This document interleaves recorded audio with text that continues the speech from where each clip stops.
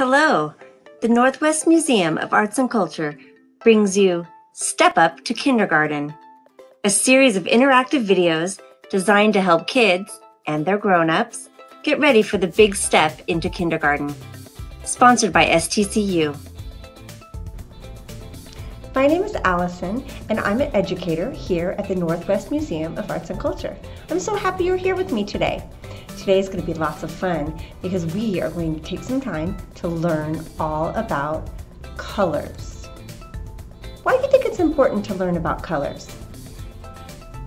Let's find out. Here are some things that you will need today. The first thing would be someone to share your thinking with, like a grown-up, a friend, or even a stuffed animal. The second thing you'll need is some paper. Any kind of paper will do. If it's nice and thick, it will hold on to those colors a little bit better. The last thing you're going to need are colors. You're going to need something red, yellow, and blue. You could use crayons or colored pencils, or if you have it, you could try putting a few drops of food coloring into some water in little cups and painting with a Q-tip. If you don't have these things yet, pause the video, gather them up, come back, and push play. Welcome back. Now let's get back to our topic, colors. Why do you think it's important that we learn about colors? Everything in the world, well, almost everything, has a color. And when we know our colors, we can sort and group things by color. Another reason is that colors help us when we're creating. Lots of kids love to create and paint and draw and use bright, beautiful colors. When we know more about colors and how they work together, we can add to our art. Another reason is that colors help us describe things.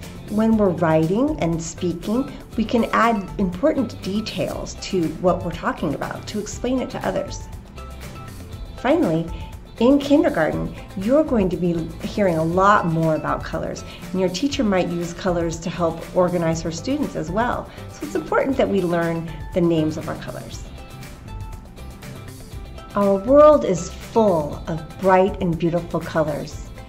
Animals in nature that fly in the air, walk on land, and even swim in the ocean are full of beautiful, bright colors.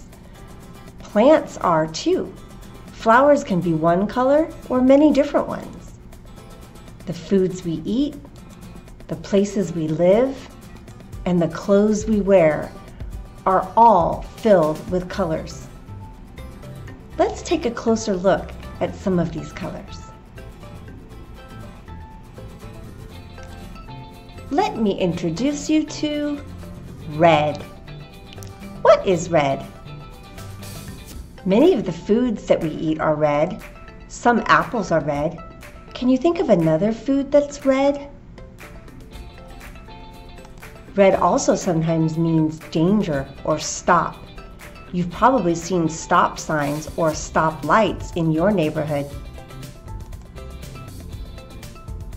What more can you think of that is the color red?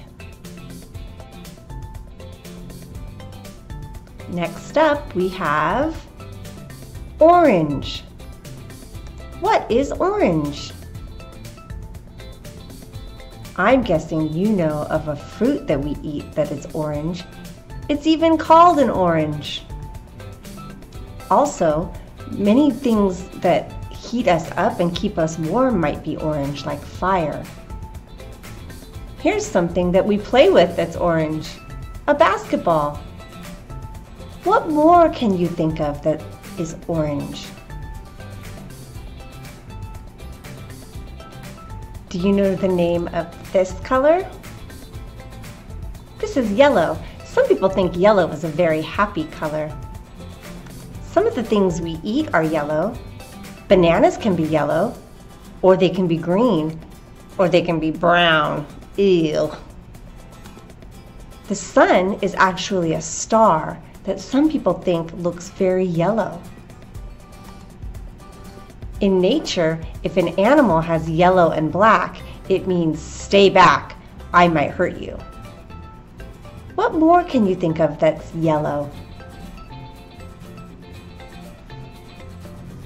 Now let's think about this color, green. What is green?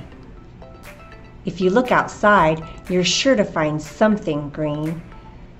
Almost every plant has green in it, and in the springtime, you'd see lots of different shades of green.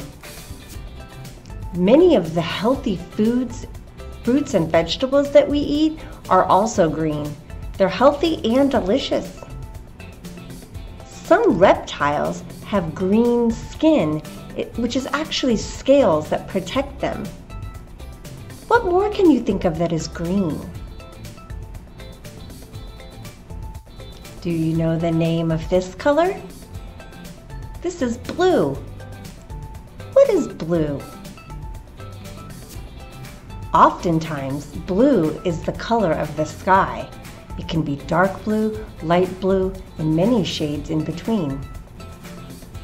Some people think that the ocean looks blue. Water is clear, but when you have a bunch of it together and it reflects the color of the sky, it can look blue.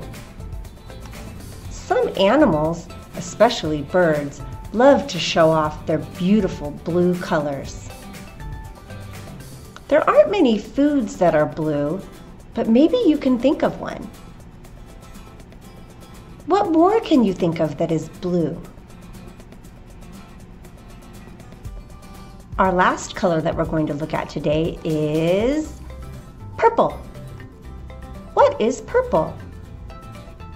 Many flowers, lavenders, lilacs, irises, love to bloom and blossom their deep purple hues.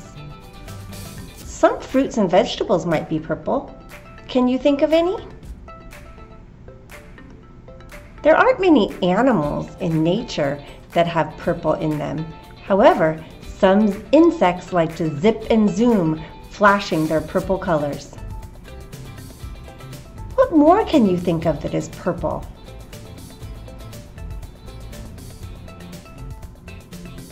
Those 6 colors are only a few of the colors that you'll see out in the world.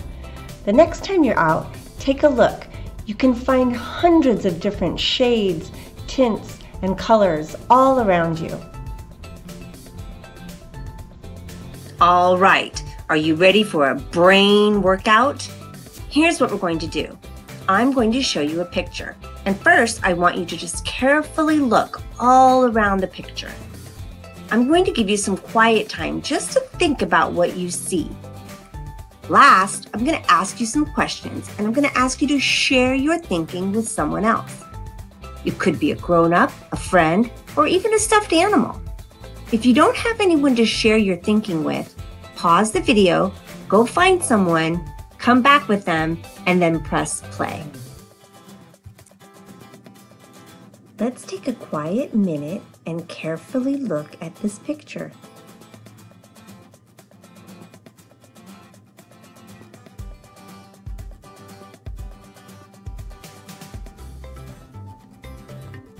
Tell your partner, what's going on in this picture?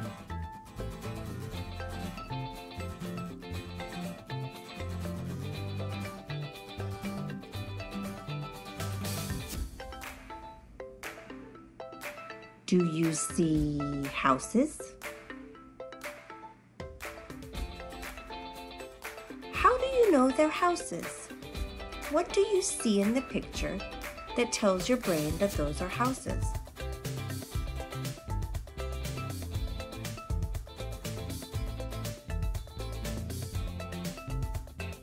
What more can you find?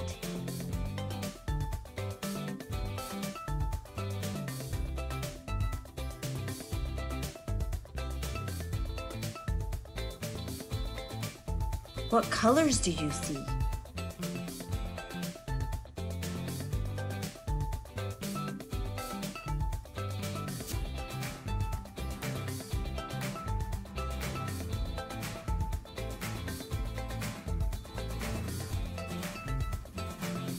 What shapes do you see?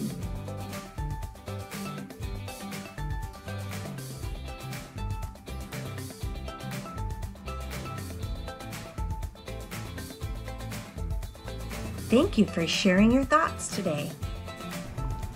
Great work. Okay, you've been sitting for a long time, so now it's time for a body workout. We're going to sing a song together, and I'd like you to stand up and look down and take a look at the colors that you're wearing. If you're singing with a friend or a grown-up, take a look at what they're wearing too.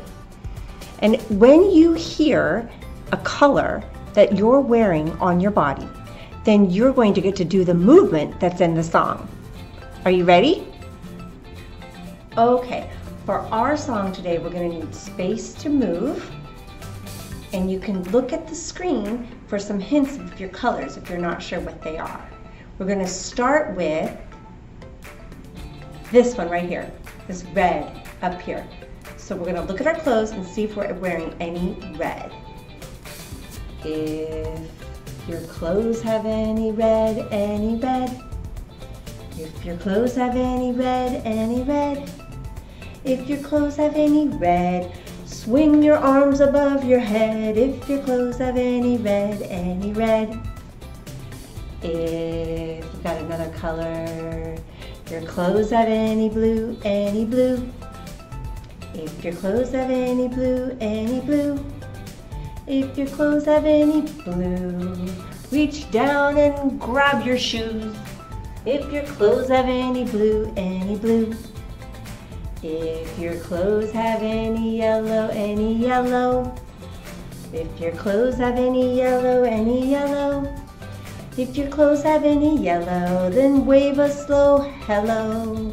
If your clothes have any yellow, if your clothes have any green, if your clothes have any green, if your clothes have any green, then carefully lean. If your clothes have any green, if your clothes have any brown, if your clothes have any brown, if your clothes have any brown, then make a big frown. If your clothes have any brown, if your clothes have any white, if your clothes have any white, if your clothes have any white, hug yourself with all your might. If your clothes have any white,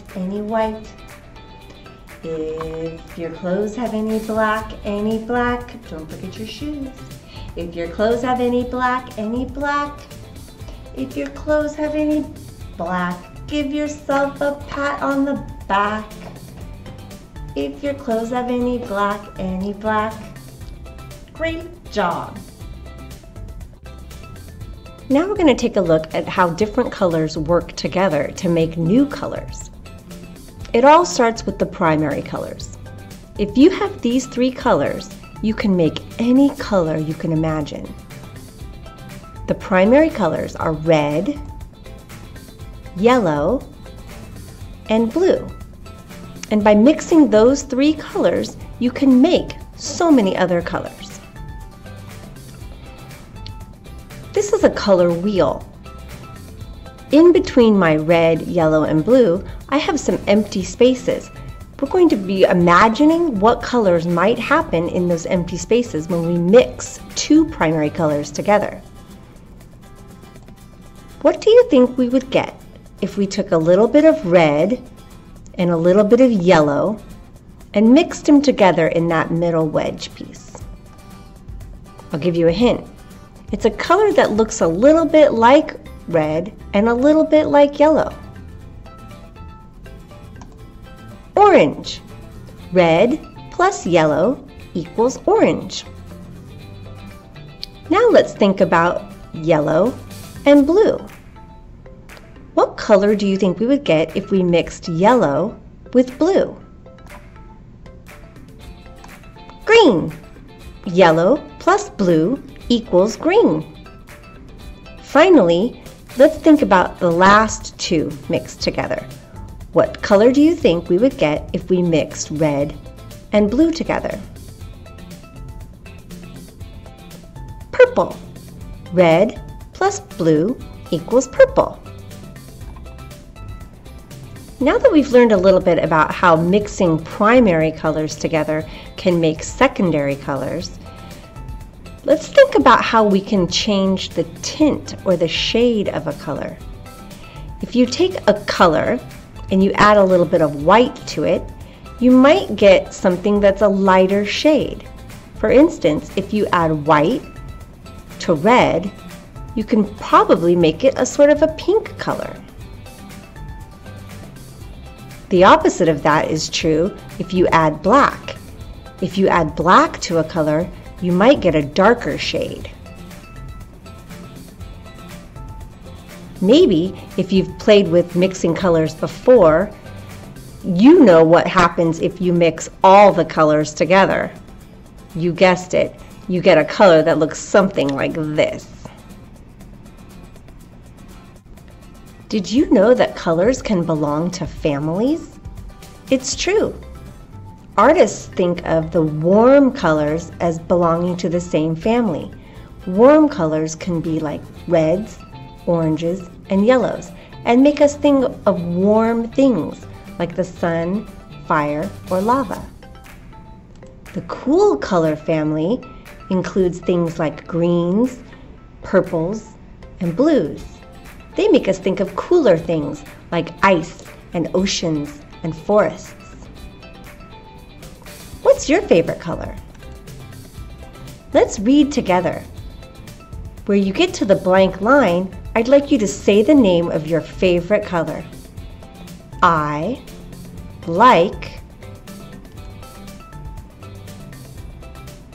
I like that color too. Now it's your turn to try. Using your supplies, practice mixing some of your primary colors and see what new colors you can create. You can add a little more of one color and a little less of another color to create a whole different shade. Well, that's all for today. Thanks for joining me, and I hope you learned something new. You're one step closer to kindergarten. The Step Up series has been brought to you by the Northwest Museum of Arts and Culture in Spokane, Washington. Check out our website at www.northwestmuseum.org, sponsored by STCU.